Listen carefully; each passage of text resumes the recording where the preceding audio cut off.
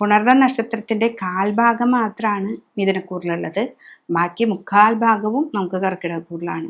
അപ്പോൾ ഈ കാൽഭാഗം മാത്രമുള്ള പുണർദം നക്ഷത്രക്കാരെ സംബന്ധിച്ച് കണ്ടകശനിയുടെ ഒരു കാലഘട്ടവും വ്യാഴമാണെങ്കിൽ ജന്മത്തിലുള്ള ഒരു വ്യാഴമാണ്. അപ്പോൾ ഈ ഒരു പുതുവർഷം മനസ്സിലാക്കി, അതായത് വിഷുഫലത്തെക്കുറിച്ച് മനസ്സിലാക്കുമ്പോൾ കണ്ടകശനി ആണെങ്കിലും മിഥുനക്കൂറുകാർക്ക് 9ാം ഭാവത്തിൽ ശനീശ്വരൻ നിന്നപ്പോൾ തന്നിട്ടുള്ളൊരു നല്ല ഭാവങ്ങളുണ്ട്, നല്ല അറിവുകളുണ്ട്.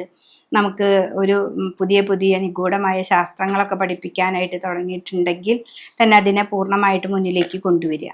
അപ്പം നമ്മുടെ 2.5 വർഷം നമ്മൾ അതിന് നിഗൂഢമായ ശാസ്ത്രങ്ങളെ പഠിക്കാൻ പോയി, എന്നിട്ടിപ്പോൾ അത് നിർത്തി ഒരു അലസതയൊക്കെ വരുന്നൊരു സമയമാണ്. അപ്പോൾ ആ സമയത്തെയൊക്കെ മാറ്റി ഈ ശാസ്ത്രത്തെ ഒന്നും കൂടി നമ്മൾ പോഷിപ്പിച്ചെടുത്ത് നമുക്ക് മുന്നോട്ട് പോവുകയാണെങ്കിൽ ആ ശാസ്ത്രങ്ങൾ കൊണ്ട് തന്നെ നിങ്ങൾക്ക് മുന്നോട്ട് പോകാനായിട്ട് സാധിക്കും. പിന്നെ നമ്മുടെ ഏതൊരു കർമ്മമാണോ, ഇപ്പോൾ ആ ശാസ്ത്രം മാത്രമല്ല നമ്മൾ ചെയ്യുന്ന തൊഴിൽ, ആ തൊഴിലിനെ നല്ല പോലെ ശ്രദ്ധിച്ച് സ്നേഹിച്ച് അതിനെ കൊണ്ടുപോകണം. അപ്പോൾ ശനി തരുന്ന അത്ഭുതമായിട്ടുള്ള കഴിവുകൾ നമുക്ക് തരും, സമ്പത്തിനെയും തരും. നമുക്ക് ജോലി ധാരാളം കൂടിക്കഴിഞ്ഞാൽ നമുക്ക് സമ്പത്ത് വരും. അതുപോലെ തന്നെ വ്യാഴം നമുക്ക് കൂടെയുണ്ട്. അവർ വ്യാഴക്ഷേത്രം എന്ന് പറഞ്ഞാൽ വിഷ്ണു ക്ഷേത്രത്തിൽ പോവുക.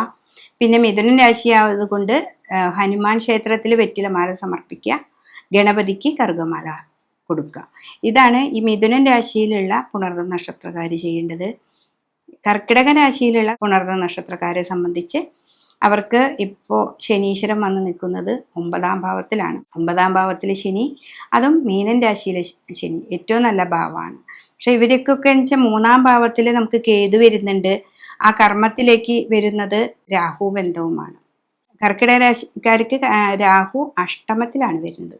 അപ്പോൾ ആ രാഹു അഷ്ടമത്തിൽ വരുമ്പോൾ നമുക്ക് എപ്പോഴും നടക്കുമ്പോഴൊക്കെ സൂക്ഷിച്ച്, വെറുതെ നടന്നാലും തടഞ്ഞു വീഴാൻ സാധ്യതയാണ്. പിന്നെ 9ലെ ശനിയാണ് നിങ്ങൾക്ക് ഏറ്റവും നല്ലൊരു ഗ്രഹമായിട്ട് ഇവിടെ നിൽക്കുന്നത്. അപ്പോൾ കർക്കിടക രാശിക്കാരെ സംബന്ധിച്ച് അവർ വളരെയധികം ശനീശ്വരനെ പ്രാർത്ഥിക്കുക. പിന്നെ ഈ രാഹു ആയതുകൊണ്ട് നവഗ്രഹങ്ങളുടെ അമ്പലത്തിൽ പോയിട്ട് രാഹുവിന് പട്ടുപൂജയൊക്കെ കൊടുക്കുക.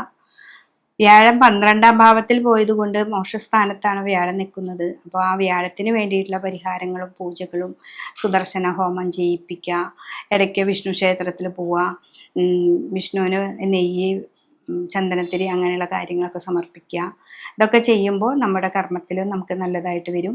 അതേപോലെ തന്നെ നമുക്ക് ഭാഗ്യാനുഭവങ്ങൾ, ശനീശ്വരൻ 9ൽ നിൽക്കുമ്പോൾ ഉണ്ടാകുന്ന ഭാഗ്യാനുഭവങ്ങളും നമുക്ക് വരും. അങ്ങനെയാണ് ഈ കർക്കിടക രാശിയിലുള്ള പുണർദം നക്ഷത്രക്കാരെ സംബന്ധിച്ച്. അപ്പോൾ 2 രാശിയിൽ പെടുന്ന പുണർദം നക്ഷത്രക്കാർക്ക് പറഞ്ഞ കാര്യങ്ങൾ കൃത്യമായിട്ട് കേൾക്കുക. അതുപോലെ ശിവൻ്റെ അമ്പലത്തിലൊക്കെ പോയി അതിന് പറ്റത്തക്ക വഴിപാടുകളൊക്കെ ചെയ്ത് മുന്നിലേക്ക് പോകാനായിട്ട് ശ്രമിക്കുക.